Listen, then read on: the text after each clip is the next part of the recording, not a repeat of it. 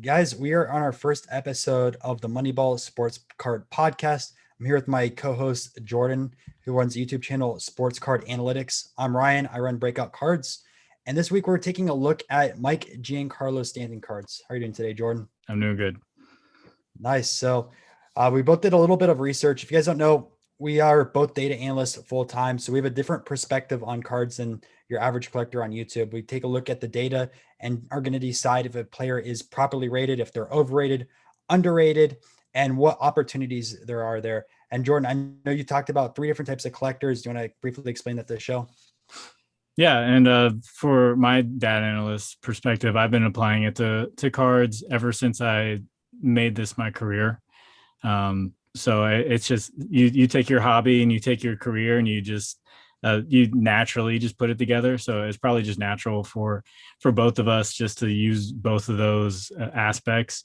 But when it comes to collecting, you have three different types of collectors or people just in cards in general. And the first one is the hardcore collector.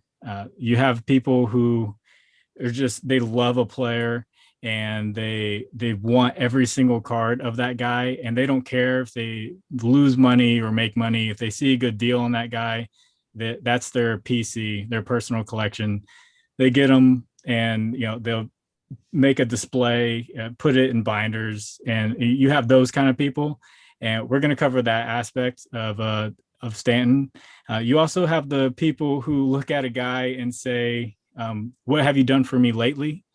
And those what have you done for me lately type of card people are the people who are looking at cards, and they want to know if they can make money off of them immediately. Like if they can buy their card and flip them in the next few months based off of a good season or a good month. Just the way the hobby's been lately, it's been very reactionary.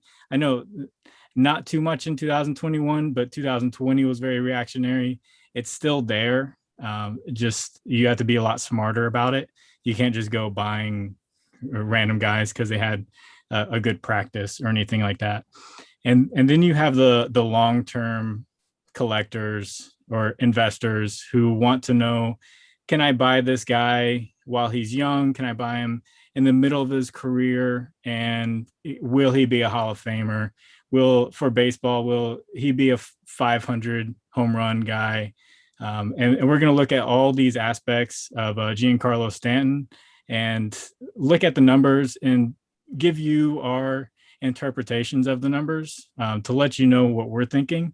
It's not all of it's going to be pretty based off the interpretations, but they say numbers don't lie. Absolutely. So I'm going to do a brief overview of Stanton if you guys aren't familiar with who Mike Stanton is. So Mike Stanton originally got called up by the Florida Marlins in 2010. He was pretty young. I think he was like 20 or 21 years old. And you might know him because of his line drive home runs. Anytime he hits a home run, that's going to be shown on ESPN. It's going to be shown on Reddit. People are all going to be talking about on Twitter. Did you see the Stanton home run? He hits like 500-foot about home runs, and it's been nonstop posted everywhere. And even back a few years ago, right before he got traded to the Yankees, he hit 59 in one season at Miami. And this was before Miami pushed in their walls a little bit. This was a very pitcher-friendly ballpark. And when he hit that 59 home runs, there's a lot of belief in the hobby that since he's getting traded to the Yankees, that he was going to hit 60-plus home runs, and he was going to be another Roger Maris or a Mickey Mantle type caliber player where everyone's going to look at Stanton and go, this is the first guy who hits 60-plus home runs that didn't take steroids. Stanton. In his first year in Yankee Stadium, the Yankee fans were really rude to him and started booing him when he hit 38 home runs. I think 37 or 38 home runs his first year. Now, you talk about any other player getting traded to a different league, going into the New York market and hitting 37 or 38 home runs, people would be ecstatic. But because Stanton had 59 home runs, his expectations were absolutely through the roof. And because of that, his card prices started crashing. You fast forward another year later, and he had an injury that took him out for the full season. I think he had like one home run or two home runs like in that first week, and he was out for the entire year, which made Yankee fans even more displeased with them. Then you had your COVID year, and he got injured halfway through that after starting really great in that season. He came back in the playoffs and did really well for the Yankees. He was hitting home runs almost every game. People are praising him. And then this year, once again, he had a minor injury. He was out for a month. and his card prices are super cheap. So we're talking about a player that now is 31 years old, or about to be 31 years old, has over 300 home runs, has a 59 home run season, and is playing in a big market where the fans right now aren't appreciative of what he's done in the past because he's only had 1 year on his third or fourth year being in a big market. So this is what the backstory of Stanton, and now we're going to start taking a look at the data and look at if Stanton is worth buying into right now or you should be staying away. So I took a look at his current numbers for 2021, and I wanted to compare it to his best year, where he peaked, and that was 2017, where he hit the 59 home runs. Currently, this year, just the average slash line, everything has kind of regressed a little bit, which you would expect after having a couple of years with a lot of injuries. So it looks like his peak may have happened in 2017, but there's other advanced analytics that are out there to show us that maybe he hasn't peaked. Maybe that wasn't his peak, or maybe he can get back to it, or even just a little bit close. And if he does, in a Yankees uniform, that would be exceptional for his current prices he has right now. 2017, I looked at his barrel percentage, where he was hitting the ball solidly with the bat. It has regressed about 3%, which I wouldn't be too worried about. But his exit velocity in 2017 was actually 92 miles an hour, which was top 1%. He was crushing the ball. That he was hitting 59 home runs. So now it was interesting. His exit velocity was actually 96 miles an hour this year. So he's increased 4 miles an hour. He's hitting the ball harder. But why? I was wondering, why isn't he on pace to hit even 40 or 50 home runs? Because right now he's at 16, I believe. When this podcast, when this podcast is being filmed, he's at 16 home runs. So he's not on the trajectory of hitting that many home runs. So I looked at his numbers and I was wondering what is he doing differently this year than he was back in 2017. I looked at his chase percentage. How many times was he swinging at a ball that wasn't in the strike zone? And he's chasing the ball a little bit more than he was in 2017. So I would say after a couple of years of being injured, he's trying to hit the ball that's outside the strike zone. But what's interesting was chase contact percentage back in 2017 was 49%, and now it's 43%. So I believe prime Stanton likes to swing at a ball that's outside the strike zone because he feels confident he can hit it over the fence wherever the pitch is. And he's trying to do that more, but he's hitting the ball less. So he's chasing the ball. He looks like he's trying to be a little bit more patient, but he's striking out more. He doesn't seem like himself, and it's probably due to the injuries scaring him a little bit more. But when he does hit the ball, he's crushing it. So that's where we have to look at, can he be his 2017 self? I would conclude no, probably not. I read an article by Baseball Prospectus that they did about the primes for baseball players, and they looked at all of history to see where players peaked, and they concluded that around age 29, maybe age 30 for hitters was their peak, and Stanton's at age 31 now, and they also concluded that age 33, every player declined. So with him being 2 years away from 33 and him still crushing the ball, I would say he's not going to get back to where he was in 2017, but he still is hitting the ball much harder than a lot of other people in the league. So he still could have a Hall of Fame trajectory. based off of the numbers that I've looked at. And I know you've looked at more numbers and made more projections. So we can look into that. Let me talk about my take on it so far as well. So Sure. I looked at the K percentage, and I could be wrong, but I think it was slightly lower than his career. Maybe it was different from 2017, but it was still high. It's around 30%, which if you're looking at a power hitter like Stanton, I mean, it's a kind of expected. A lot of power hitters strike out a ton, but when you look at other players in the league that have really great eyes, they don't strike out at 30%. And that's where you see a lot of the hate on social media as well with that K percentage. People are like, oh, we're paying them all this money to strike out. Look throughout history, all your power hitters, they're known to strike out a lot. They hit a lot of home runs as well. So that's your trade-off between the home runs versus the strikeouts. I mean, Adam Dunn's a perfect example of that. You're going to hit 50 home runs a year, but you're also going to strike out multiple times a day. Now, Stanton's not to that extreme and that K percentage, but he does strike out a lot. So that should be noted. And it's funny because there's another Yankee legend that was like Stanton. It was Reggie Jackson. And taking a look at their stats. So at the age of 31, Stanton has, I'm projecting it, by the way, he hits another 16 home runs in the second half. Again, he could have a lot more. He could be injured. I don't know. We're recording this right now, right after our break. But Stanton, I'm assuming it's the same. He'll have 344 home runs at the age of 31, which is really, really good. I have a lot of Hall of Famers here that he's well above and ahead. And if you take a look at his stats through age 28, he was actually on pace to be 8th all time with home runs in comparison to other players. Now, again, that's 28 versus right now at 31. He lost pretty much 2 seasons in a row in the middle of his prime. Really sucks. And I think it's something that people are going to always go, what if Stanton was healthy during those 2 years in New York? What could he have accomplished? And we'll never know, right? Maybe he hit 60 home runs those years. Maybe he hit only 30 or 40. It's going to be one of the biggest what if in sports. But taking a look at even like Reggie Jackson, who ended up getting traded from Oakland over to the Yankees, at the age of 31, he had 312 home runs.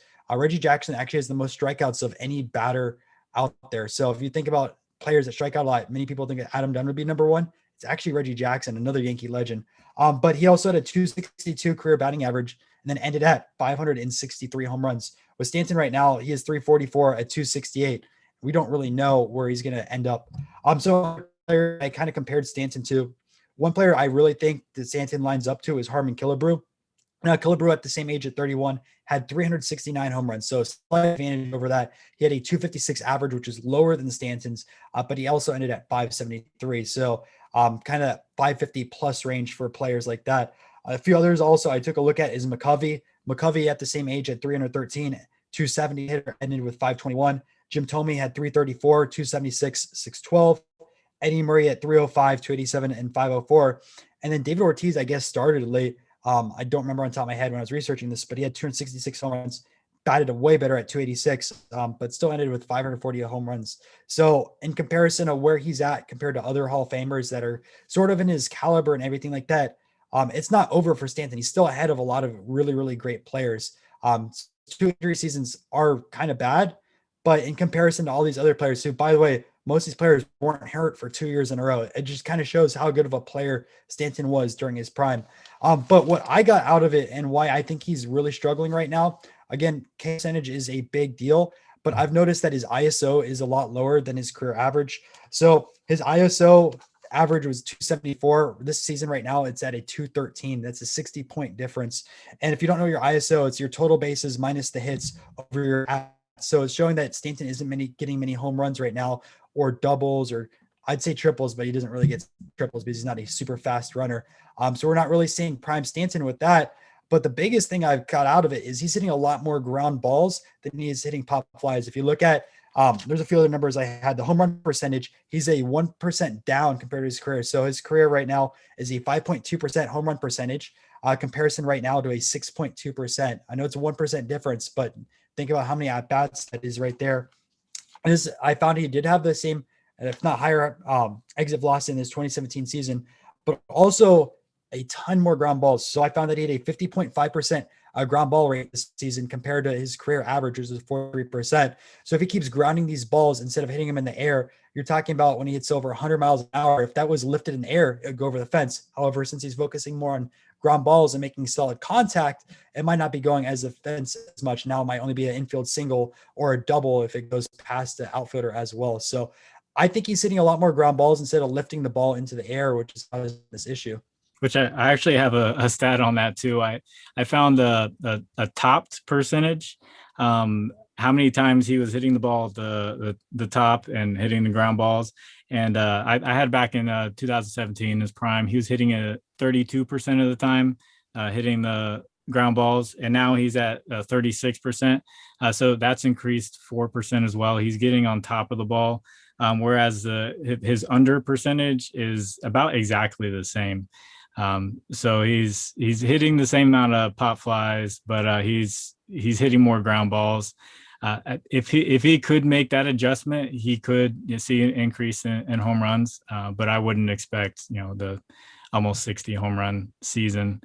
So looking at all this data, if you are someone who is a what have you done for me lately type of person, and you're looking at Stanton and you want to buy his card and flip it at the end of the year, you would have to hope for a World Series run, which I looked, and they're currently they have the 9th best odds, according to DraftKings, for the World Series.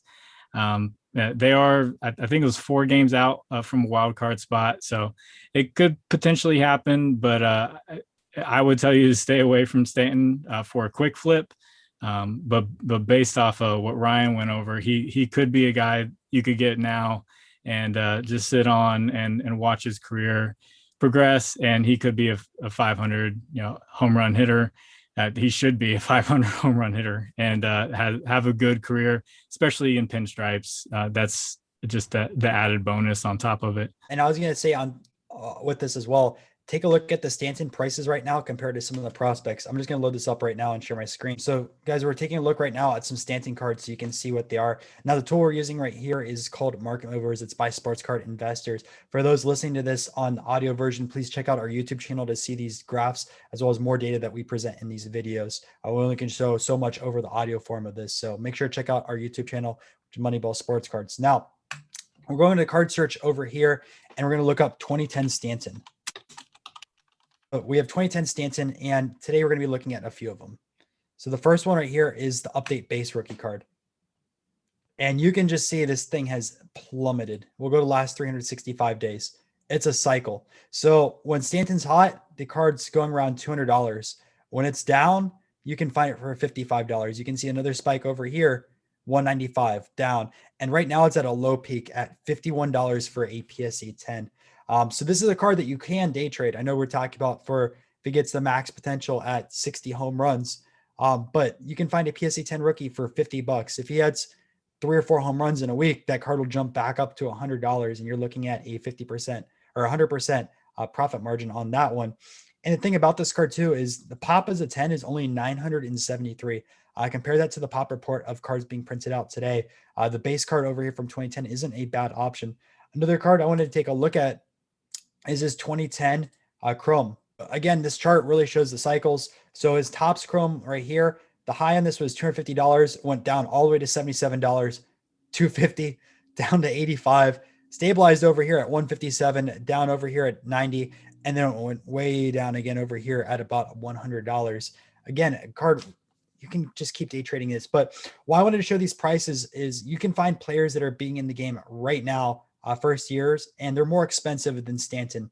Is Stanton going to hit the 60 home runs? No, but he shouldn't be cheaper than prospects being called out right now. If you take a look at his 2008 autograph from Bowman, look at this as a PSA 10. So 2008 Bowman Chrome, Stanton, PSA 10. I'll just go to the most recent one that sold.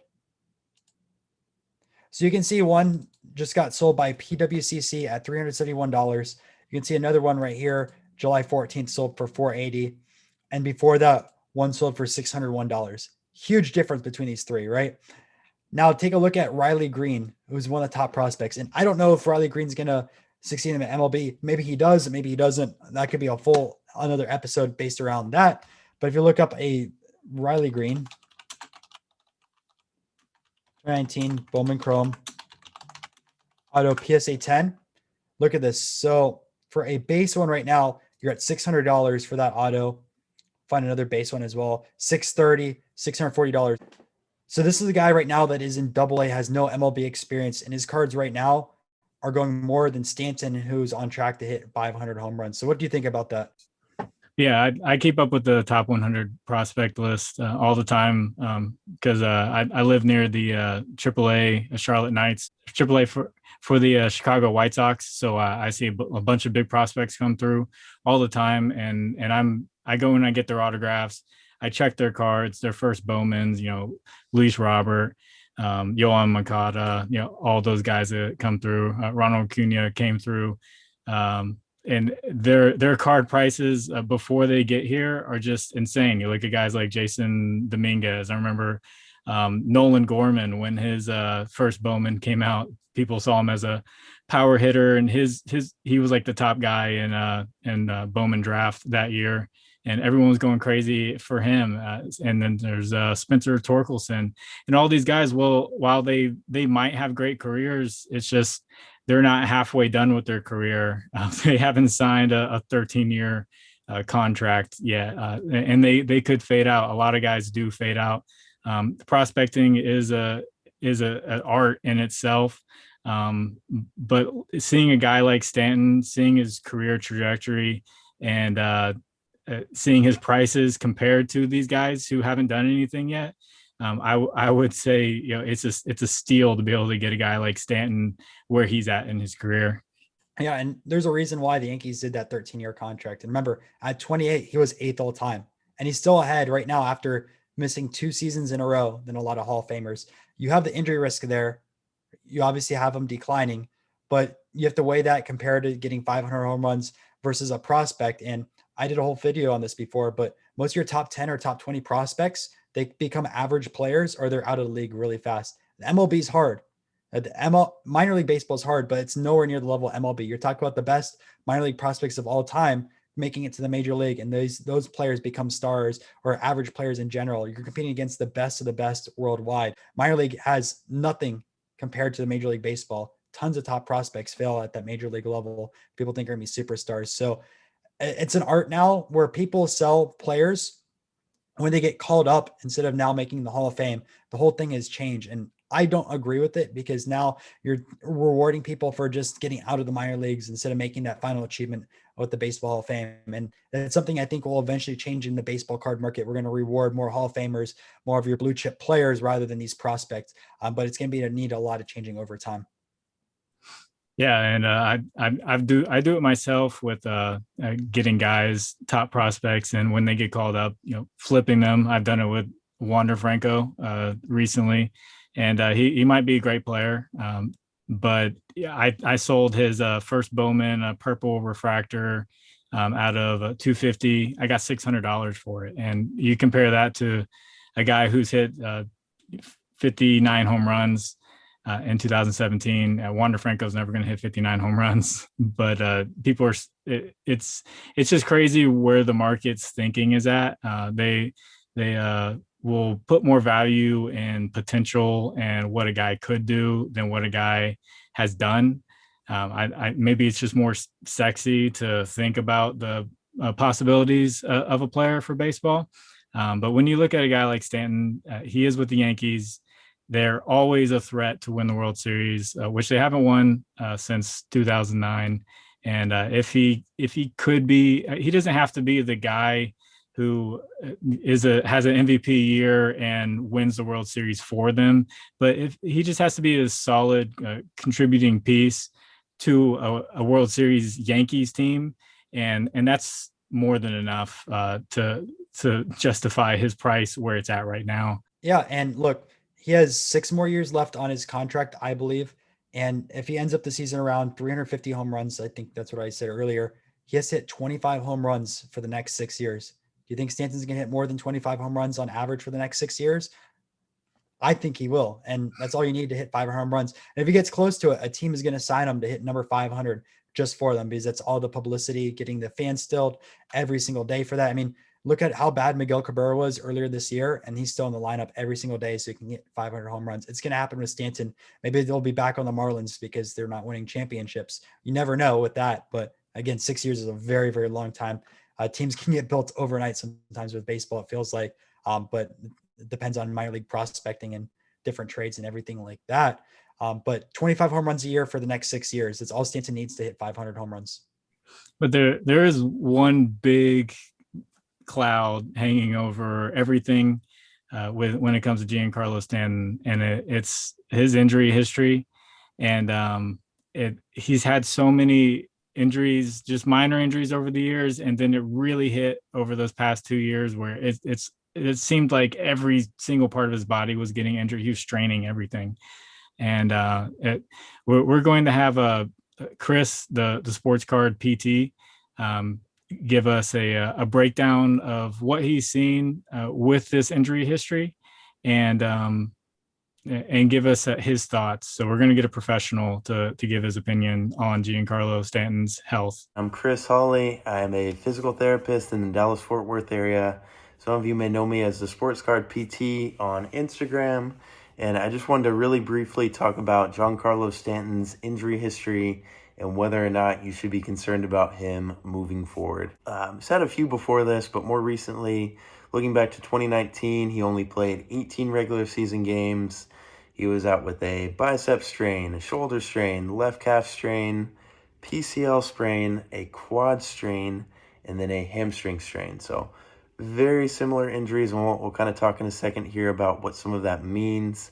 And then you're looking more recently in August of 2020, had another hamstring strain, and then his very most recent injury is a quadriceps strain in May of this year. So quadriceps being this big set of muscles on top of the thigh here. And so he had a strain of some of those tissues. So if you kind of notice, all those sound very similar. They're mostly just soft tissue, nagging type injuries. So no career-altering type injuries or nothing that's going to hold him back or really affect him moving forward, considering he can rehab from all of those. And it's nothing that's going to affect his performance, if that makes sense. So describing what a muscle strain is, I want you to think about a rope. So you're going to think about a rope. It's comprised of many different fibers that form the rope. And if you were to overstress that rope, so if you were to pull on it with forces that are fairly significant or more than it's capable of holding, you might see some of those fibers start to fray or tear. And so I want you to think about a muscle in much the same way. So it's comprised of a bunch of different fibers. And when they're tested beyond their limits or beyond their capabilities, some of those fibers might start to tear or pull apart and become damaged there. So it's kind of what a muscle strain is. Good news about it, it's something that can very much be rehabbed and regenerate by gradually loading some of those tissues up again and getting them stronger. You can very much regenerate that tissue. So like I said, not necessarily any of these that will hold him back like long-term or affect him long-term, because they're all very rehabbable injuries. So none of these so far should be, super concerning. If you look at the overall body of all of these combined, certainly, a bit more concerning. And it's, something that I wouldn't be surprised to see him have more issues with in the future. I have no research to really support what I'm about to say, but more anecdotally speaking, my experience treating some of these bigger, stronger, more powerful type athletes, they generate a lot of force with their movement. So I've seen more of these types of athletes be a little bit more prone to these sort of injuries. But like I said, no real research to support that being a thing, but just kind of something that I've noticed treating patients. So certainly there are other things too that can, make somebody a little bit more prone to these sorts of injuries. Could be genetics or, diet, that kind of thing. There are many different factors that could be involved into that. And obviously without being privy to that kind of information, we're kind of just guessing there. But certainly there's some other factors that could make him or put him in the classification as maybe being a little bit more injury prone or prone to these types of injuries. So at the end of the day, none of these career altering, nothing that I envision will alter or change his power or output when he does come back and he is healthy following one of these injuries. So hopefully he can string together, some long stretches of being healthy and doesn't have issues moving forward.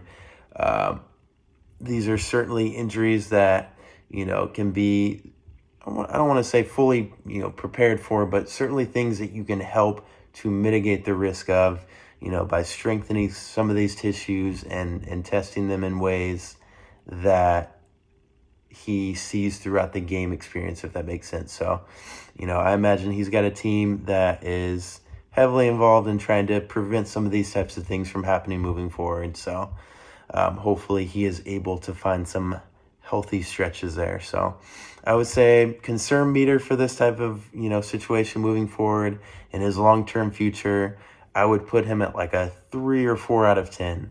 And 10 meaning like he's doomed from an injury standpoint. I would say he's more like a 3 or 4, somewhere in that ballpark. So hopefully this helps you in some way. Thanks for listening. Awesome. Now I wanted to do a segment also for transparency's sakes. Just because we both want to be transparent. If we own any cards of players, it's going to be every single week. Now, I bought a lot of Stanton cards back in 2010 and 2011. Unfortunately, I bought the wrong Mike. Like Stanton, even if he hits 500 home runs, right, is nothing compared to Mike Trout. I missed out a generational player, and it still haunts me to this day because I really believed in Stanton, and I still believe in Stanton. But I have probably between 300 and 500 Stanton rookie cards. I really loaded up on them, but when they're at 25 cents each or 50 cents each, and you have someone that can hit 50 home runs in a year or possibly hit 500 home runs, you can't pass those up. And again, card market way, way different back in 2010, 2011 compared to today. You could find stars and quarter boxes and dollar boxes going through, finding refractors and everything like that. Today, that's all cherry picked, or dealers won't even put that in. But back at that time, I was picking out all these out of boxes and would come to shows and get like 10 or 12 Stanton rookie cards in a quarter box and only pay like $3. Imagine if you could do that today with top prospects. So that's all I did back then when I went to card shows. If you guys wonder, like I'm my PC right now, my card show strategy completely changed since then, but you just have to adapt to the times. Now, how about you? Do you have any Stanton cards in your collection? I actually have 0 Mike Stanton cards in my collection. I back in 2010, I was looking for Bryce Harper cards. When I was buying cards, I didn't get any Bryce Harper. I got some Strasburg, which I was happy about. Which funny story, I was digging through just all of my cards because I have them all around me, and I pulled up a box of Yu-Gi-Oh cards, and I was like, okay, so I just went looking through my Yu-Gi-Oh cards, and there was a Mike Trout rookie card in there. I guess I just threw it away in a box with the Yu-Gi-Oh cards, and it was a Bowman paper rookie card. So I Congrats on that one. right. So I mean, it looked like a 8 PSA 8, so it got beat up just a little bit, but I didn't even know it that I had Mike Trout, at the time. But when it comes to Stanton, I don't have any Stanton cards. I just enjoy looking at the numbers. Yeah, and obviously since you have no skin in the game, what's your belief on it? Are you going to buy some Stanton cards after looking at this research? Or are you going to hold off for now? Maybe wait for a little bit more stats to come in for the second half of the season, or potentially after the end of the season, or where's your stance on that right now? My current strategy with sports cards and investing right now is I'm kind of sitting back, and I have my players' names more on the prospect side when it comes to NBA and baseball and football. With the quarterbacks, I have my names. I'll search them every once in a while, look at new listings or ending auctions. And if I see a really good deal on a numbered card, I'll go ahead and buy it, even if it's like I got this Isaac Okoro out of 60 for $15 recently. That's my most recent purchase. So when it comes to Stanton, I'm not going to go and buy because I'm not patient enough to wait for his career to play out. I'm more of the what have you done for me lately type of people. But I am a collector when it comes to Cleveland people. So if he was in an Indians uniform, yeah, I'd be buying him all day. But when it comes to Yankees, I'm not too much of a Yankees fan, so I won't be buying Stanton. Now, for me personally, I already have enough Stanton cards, so it would make no sense at this point to continue just to double down. There's so many other cards. I'm on the collector side. I already have a lot of the rare stuff as well. I saved it up for a while. But there's other investment opportunities. So I'm not saying not to buy his stuff, but I already have enough with that perspective on that. So is there any other notes that you wanted to talk about Stanton that the audience should know? So I have a quote from the baseballprospectus.com article that I read. It's just something to go off of and walk away on. And it's good hitters stay around, bad hitters don't. So that was the way they concluded that article. Good hitters stay around, bad hitters don't. So as long as Stanton stays a good hitter, as long as he's crushing the ball, he's going to figure out how to hit it over the fence, and he's going to hit the 25 a year as long as he's healthy. And you don't just become a bad hitter overnight. So he's not a bad hitter. He's a great hitter, and hopefully he's staying in the game for a while. I hope so too. And guys, that's gonna conclude episode 1 of Moneyball Sports Cards. Let us know what you think, either on Twitter, Instagram, or in the comment section below on YouTube. Next week, we're gonna give you a quick preview. We're gonna be talking about 3 different players that people invested in and got burned on. One from my own personal collection. We're gonna be talking about Lonzo Ball, and then who's the third one? Mitchell Trubisky. So some of you Mahomes collectors might know who that is. So we will catch you next week in that episode.